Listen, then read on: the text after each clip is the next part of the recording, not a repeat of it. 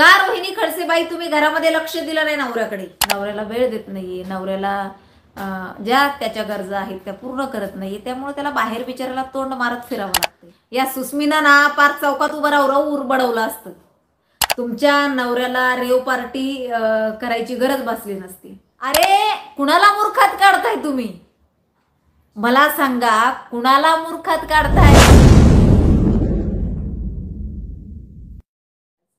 त्यामुळं मग म्हटलं चल हे काय, हे राजकारणी लोक आहे काय, यांचं घेऊन बसतात काय, यांच्यावर बोला. आपण सर्वसामान्य लोक, आपले आपले आपण नातेसंबंध जपले पाहिजेत, आपले लोक आपण जपले पाहिजेत, काय या लोकांचं धुनत बसायचं. पण आज बरेच मॅसेज आलेत की ताई तुम्ही या विषयावर बोलावंच, आणि म्हटलं चला, कारण माझे जे सबस्क्रायबर आहेत मला त्यांच्या इच्छा नाही मोडाव्या वाटत आहे. त्यामुळं मग तर चला, आलेल्या सर्वांनी लाईक करा. लाईक केल्याशिवाय जाऊ नका, फार महत्त्वाचा विषय आहे. तर एक सत्य घटना किंवा एक खरं जे आहे ते हाती आलेलं आहे. ते म्हणजे असं की प्रांजल खेलवलकर, काहीतरी खेलवलकर असं नाव आहे ना त्यांचं, खडसेंच्या जावयांचं. तर त्यांना म्हणे, म्हणजे असं उडत उडत खबर आली बाबा की त्यांच्यावर फार मोठा अन्याय झालेला आहे.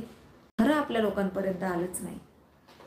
कारण तो व्यक्ती जो आहे तो फार गरीब आहे, फार म्हणजे मी सांगू शकत नाही तुम्हाला, इतका गरीब आहे. प्रांजल नावाचा, म्हणजे खडसेंचा, रोहिणी खडसेंचा नवरा. तर त्यांना जबरदस्ती पोत्यात घालून आणि किडनॅप करून त्यांना त्या खराडीच्या उच्चभ्रू सोसायटीमधल्या फ्लॅटमध्ये नेण्यात आलं. त्याच्यानंतर त्यांना जबरदस्ती, म्हणजे असंही आलेलं आहे कानावर की ते ज्या 2 मुली आहेत त्यांच्यावर सामूहिक बलात्कार झाला असं ऐकण्यात आलं, मी कन्फर्म नाही सांगत आहे. तर तो पण त्यांनी जबरदस्तीच त्यांना करायला लावलं असं, कारण खूप गरीब माणूस आहे तो. कारण खडसेंना अडकवायचं होतं, खडसेंच्या मुलींना अडकवायचं होतं, त्यांची तोंड गप्प करायची होती, म्हणून भाजपने हा कट रचला बरं का. हसायला येते बोलताना. केविलवाना प्रयत्न विरोधी पार्टीचा चालू आहे. अरे कुणाला मूर्खात काढताय तुम्ही? मला सांगा, कुणाला मूर्खात काढताय? तो प्रांजल खेलवलकर का काय त्याचं सरनेम, तो बाळ आहे का 5 वर्षाचं? त्याला जबरदस्ती रेव पार्टीत मध्ये किडनॅप करून नेलंय का काय? जनतेची दिशाभूल करताय. तिथे ड्रग्स आढळून आलं म्हणतात, तिथे अंमली पदार्थ आढळून आलेत. ते का काय प्री प्लॅनिंग करून तिथे नेलेले आहेत का काय रे? क्यू येते तुमच्या बुद्धीची.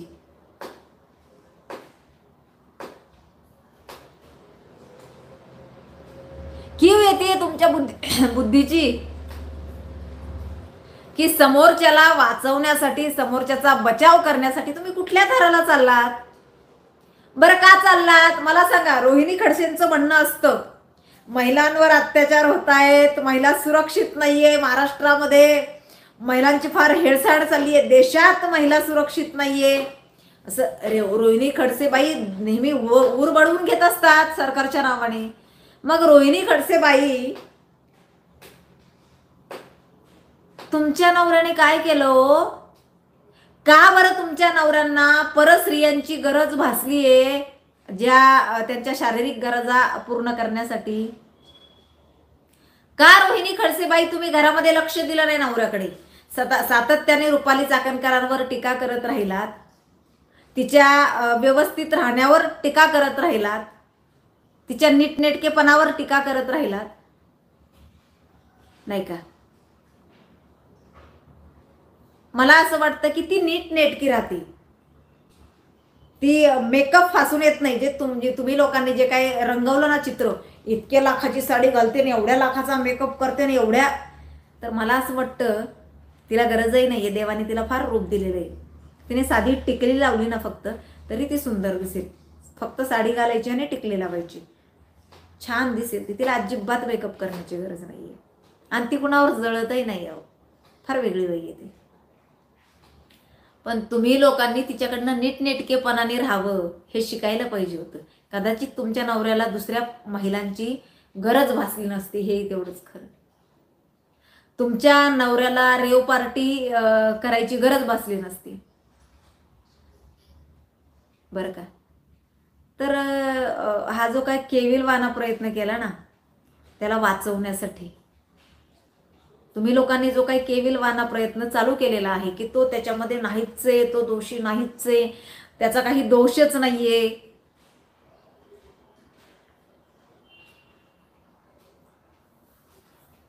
तर मला तुम्ही सांगा,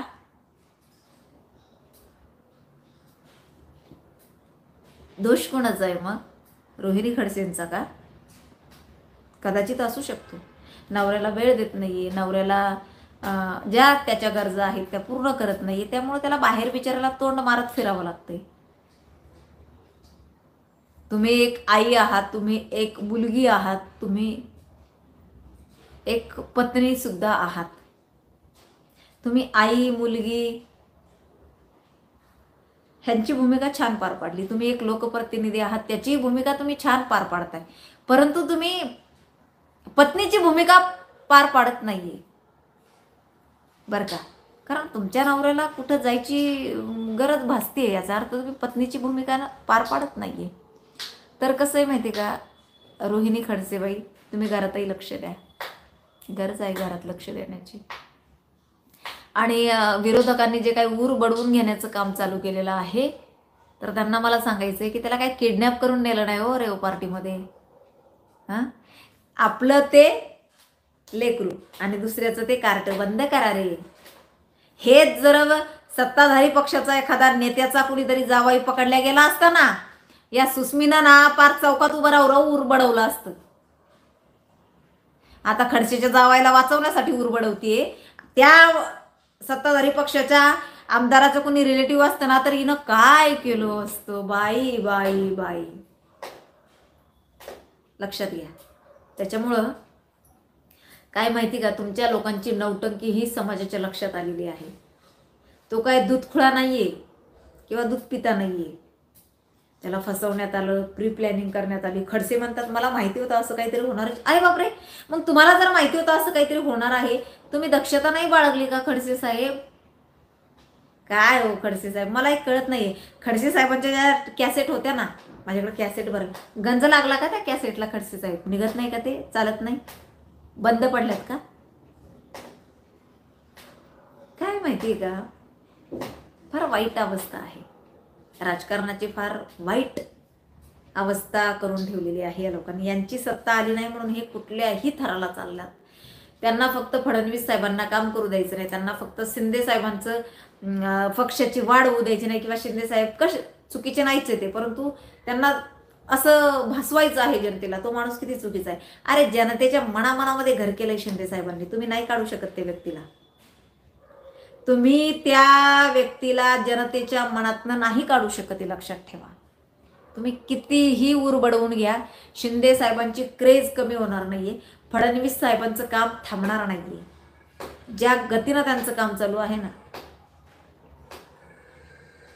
त्याच गतीने, तेवढ्याच स्पीडने त्यांचा विकासाची जी गती आहे ती कमी होणार नाही. तुम्ही कितीही आडवे या. बरं, मला एक कळत नाहीये, उघडं पडतं यांचं, बरं का, पकडल्या जातात यांची लोक, आणि हे काही झालं तरी त्या फडणवीसने केले, सत्ताधारी पक्षाने केले, त्यांच्या लोकांनी केले. काय रे काय सांगा ना. भयंकर परिस्थिती जी येते, फार भयंकर परिस्थिती. काय होणार महाराष्ट्राचं माझ्या काळजी वाटते. परंतु हरकत नाहीये, जनता सुज्ञ आहे, जनतेच्या लक्षात आलेलं आहे. आणि या लोकांच्या आता सरकारचा बाबतीतमध्ये मला असं म्हणावं लागेल की ज्या वेळेला यांच्या लोकांच्या चुका बाहेर येतात, किंवा यांच्या लोकांचं काय खूप खूप धन्यवाद. मला दादा कोण आहात आपण?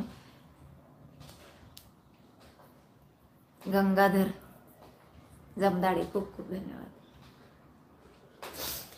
तर त्यावेळेला मात्र हे ऊर बडवून घेतात, आकांत तांडव करतात. आम्ही सेफ आहोत, आम्हाला अडकवण्याचा प्रयत्न केला असं बोललं जातं. आणि ज्या वेळेला सत्ताधारी पक्षाचं कुणीतरी अडकतं, चुकीमध्ये सापडतं, त्यावेळेला यांना पैशाचा माज आलाय, यांनी खोके घेतले, यांनी जनतेला लुटलं, यांच्याकडे पैसा कुठून आला, असं असं असं यांचं चालू असतं. तर काय ना, ते फारच भयंकर आहे जे आहे ते. पण काही फरक पडणारा नाही आहे. पुन्हा एकदा सांगते की छान काम चालू आहे सरकारचं आणि चांगल्या पद्धतीत असंच काम ते करतील. हेच 5 वर्ष नाही तर येणारे 50 वर्ष हे ह्यांची सत्ता असेल, अगदीच असेल, ह्याच्याबद्दल काय वादच नाही आहे. तर हरकत नाही आहे. आजचा जो विषय होता हाच होता की बाबा खडसेंच्या जावयांवर अन्याय झालेला आहे. त्यांना जबरदस्ती पोत्यात भरून तिथे रेव पार्टीला नेण्यात आलेला आहे. तर हो, हा केविलवाना प्रयत्न चालू आहे आता जनतेला सांगण्याचा. तर हरकत नाही. मस्त खा, स्वस्त राहा, जगा आणि जगू द्या. उद्या पुन्हा नवीन विषय घेऊन तुमच्या समोर येणारच. तोपर्यंत तुमची संगीता.